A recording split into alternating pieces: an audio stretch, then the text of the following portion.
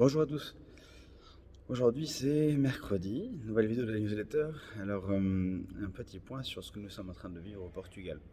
Avec la communauté on est au Portugal.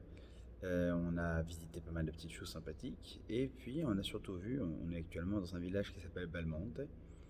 Et dans ce village, il y a un architecte qui s'appelle Schwartz qui a découvert et qui s'est passionné pour la vie des maranes et qui a découvert un village entier où énormément de marins ont survécu et jusqu'à aujourd'hui, ils ont des pratiques qui ont survécu, vous imaginez, plus de 500 ans. Ça veut dire, pour vous donner un ordre d'idée, ce matin au petit déjeuner, enfin petit déjeuner avant ça, je suis venu un petit peu tôt et j'ai vu le propriétaire de l'hôtel dans lequel on se trouve qui était en train de réciter les brachot du matin, la bénédiction, mais complètement en portugais et d'une manière qui lui était complètement propre. Et c'est apparemment typique de la manière dont ça s'est transmis.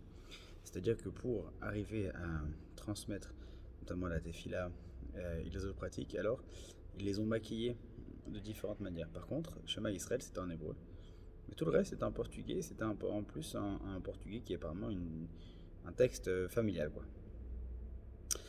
Et puis on a parlé de beaucoup de choses pendant ces derniers jours. On a parlé, c'était Yom HaShoah, donc on a parlé également de la vie des marins, certes, mais on a aussi abordé euh, le communisme. Hier soir, on a fait une conférence sur l'évolution de la démographie et de la perception du judaïsme à travers l'histoire.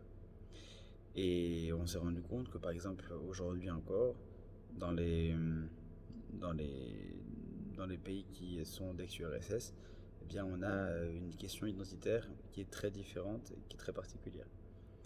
Et ça me fait penser à la chose suivante. Ça m'a fait penser à travers l'histoire. On en a parlé pendant ce voyage, mais c'est encore plus parlant quand on est à Belmonte. Tout le courage qui a été nécessaire pour arriver à faire survivre notre tradition. Tous les sacrifices. Tous les sacrifices qui ont été indispensables pour que on puisse nous arriver à le recevoir entre guillemets normalement.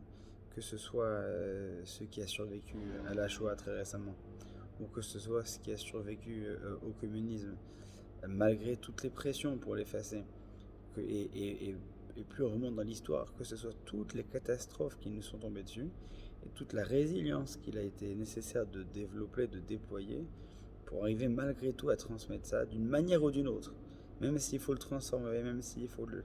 Bref, tout ce qui est nécessaire. Et vous imaginez qu'il y a des personnes qui aujourd'hui, plus de 500 ans après l'exil d'Espagne, sont encore attachés au judaïsme par le biais de toutes ces personnes qui, sous des pressions extraordinaires, sous le risque euh, incommensurables, ont malgré tout réussi à transmettre d'une manière ou d'une autre. On a déjà entendu des histoires tout à fait incroyables de, de traditions familiales et de codes qui étaient donnés uniquement aux gens de la famille pour parler du judaïsme. Tant qu'on n'avait pas le code, la personne ne se comportait d'une certaine manière. Et dès l'instant qu'on avait le code, alors elle avait le droit de dire des choses. Bref, tous les efforts qui ont été nécessaires. Alors avant-hier, on a parlé effectivement de Yom HaShoah et des efforts qui ont été déployés pour faire survivre ce judaïsme qui a été prolifique pendant des siècles en Pologne et qui s'est terminé tragiquement. On a parlé ensuite du judaïsme maran qui auparavant avait survécu une crise euh, extrêmement profonde. Et hier soir, on parlait du judaïsme qui a survécu au communisme. Et finalement, bizarrement, ces trois, ces trois enjeux sont pas si éloignés, bien qu'ils sont complètement indifférents historiquement, évidemment, à tous les niveaux, mais ils sont pas si éloignés dans le sens où si on arrive à se rendre compte que quelle que soit la menace qui s'élevait, qu'elle soit intellectuelle, qu'elle soit physique ou spirituelle, on a su systématiquement faire preuve d'un génie euh, inconsidéré pour arriver à transmettre quelque chose.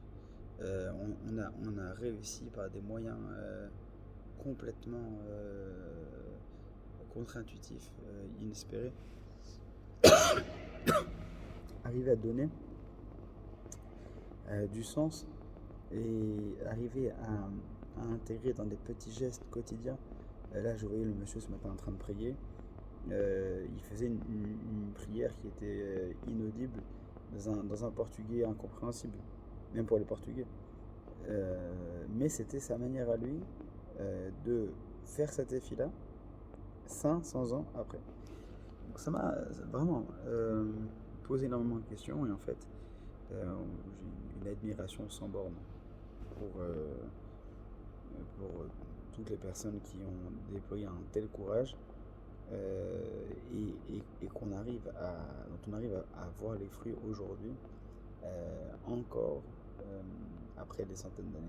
C'est valable pour le judaïsme espagnol et portugais, c'est valable pour le judaïsme d'Europe de l'Est, c'est valable dans tous les pays où ça a été nécessaire, et encore aujourd'hui, où les enjeux continuent de surprendre, les enjeux continuent d'évoluer, où on doit, nous aussi, ne pas oublier d'une part, et envisager quel sera notre génie à nous, quel est notre génie à nous pour enseigner non pas uniquement formellement, mais suffisamment profondément pour que quelle que soit la situation, nos enfants puissent arriver à transmettre à leur tour. Et voilà. À quoi on associe notre tradition, à quoi on associe notre religion, et de quelle manière est-ce que nous arriverons à l'ancrer si profondément que dans des siècles encore, on pourra, grâce à nos efforts, continuer à rappeler notre histoire. Voilà, petite réflexion du matin de Belmonte, dans un paysage qui